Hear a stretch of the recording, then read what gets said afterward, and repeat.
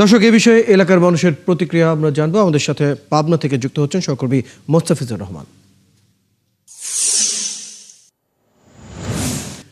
মোস্তাফিজুর রহমান, 2 আসনের প্রার্থীদের সাথে আপনার কোনো কথা হয়েছে কিনা? কারণ পাবনা 1 এবং 2 আসনের আপাতত সিদ্ধান্ত, নির্বাচন স্থগিতের যে সিদ্ধান্ত এসেছে তা নিয়ে প্রতিক্রিয়া কেমন দেখছেন?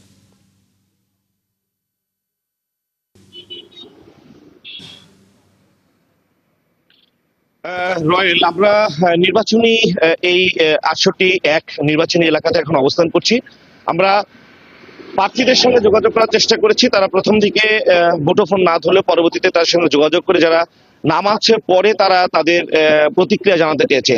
এছাড়া স্থানীয় মানুষজনের সঙ্গে আমরা কথা বলেছি। তারা যেটা বলছে যে নির্বাচনের একটি আমেজ সবেমাত্র উঠতে শুরু করেছে আর কি, এবং এই সময়ে এই ধরনের সিদ্ধান্ত ইসি কর্তৃক বা ইসির কাছ থেকে তারা পেয়ে বেশ হতভম্ব হয়ে পড়েছেন, এবং তারা বলছেন যে এই ধরনের সিদ্ধান্ত আসলে খুব দ্রুত নির্বাচন কমিশন সেই সিদ্ধান্তটা দ্রুত তারা দেবেন, এবং এইখানে যারা প্রার্থী রয়েছেন এবং প্রার্থীর যারা গণসংযোগ করছেন, নির্বাচনী প্রচার প্রচারণা যারা করছেন, তারা বলছেন যে ঠিক নির্বাচনের আগ মুহূর্তে এটি অনেক সময় একটি ষড়যন্ত্রের অংশও হতে পারে, যে নির্বাচনকে প্রশ্নবিদ্ধ করা বা নির্বাচনকে স্থগিত করে দেওয়ার ভেতর দিয়ে নির্বাচনের যে গতি সেটাকে রহিত করার একটি ষড়যন্ত্র হতে পারে। এই জন্য স্থানীয় মানুষজন বা স্থানীয় ভোটাররা যারা রয়েছেন তারা বলছেন যে এই দ্রুত যে সিদ্ধান্তটা ইতিমধ্যে তারা সকালে হঠাৎ করে তারা এই সংবাদটি বিভিন্ন গণমাধ্যমের কাছ থেকে তারা পেয়ে তারা বেশ হতভম্ব হয়েছে, এবং তারা বলছে যে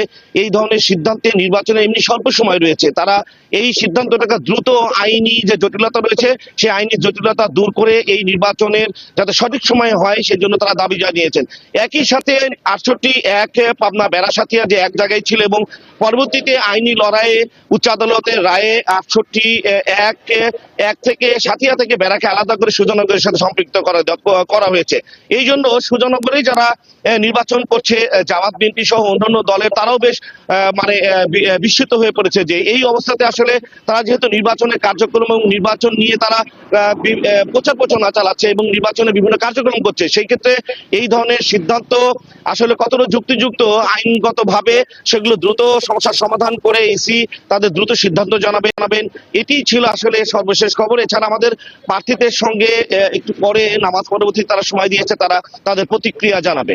রয়েল, মোস্তাফিজুর রহমান, আপনি খবর রাখতে থাকুন। পরবর্তীতে আবার আপনার সাথে আমরা যুক্ত হবো। দর্শক, আমাদের সাথে আমাদের সহকর্মী মোস্তাফিজুর রহমান যুক্ত ছিলেন পাবনা থেকে, জানাচ্ছিলেন সেখানকার নির্বাচন স্থগিত হওয়ার যে সিদ্ধান্ত তা নিয়ে সাধারণ মানুষ এবং নেতাকর্মীদের প্রতিক্রিয়া।